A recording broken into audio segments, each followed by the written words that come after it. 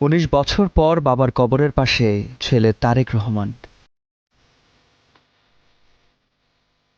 দীর্ঘ প্রতীক্ষার অবসান ঘটে নীরবতা আর অশ্রুসিক্ত নয়নে। শুক্রবার বিকেলে সাবেক রাষ্ট্রপতি জিয়াউর রহমানের কবরের পাশে দাঁড়িয়ে ফরিয়াদ জানান তারেক রহমান, শ্রদ্ধা নিবেদন করেন সমাধিতে।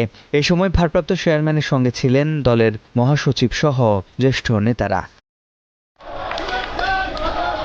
পূর্ব নির্ধারিত এই অনুষ্ঠানে যোগ দিতে তারেক রহমান গুলশানের বাসভবন ছাড়েন দুপুর ২:৩০টায়।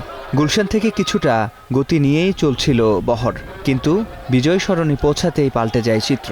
বিপুল সংখ্যক কর্মী সমর্থকের ভিড়ে অনেকটা আটকেই যায় তারেক রহমানের গাড়িবহর। প্রিয় নেতাকে একবার দেখার আকুতি ছিল উপস্থিত সবার চোখে মুখে। হাত নেড়ে তাদের অভিবাদনের জবাব দিয়েছেন তিনি। নেতারা বলছেন, বহুদলীয় গণতন্ত্র বহুগুণে বিকশিত হবে তারেক রহমানের হাত ধরে। তিনি এসেছেন সারা বাংলাদেশের জনগণ এবং জাতিকে ঐক্যবদ্ধ করার জন্য।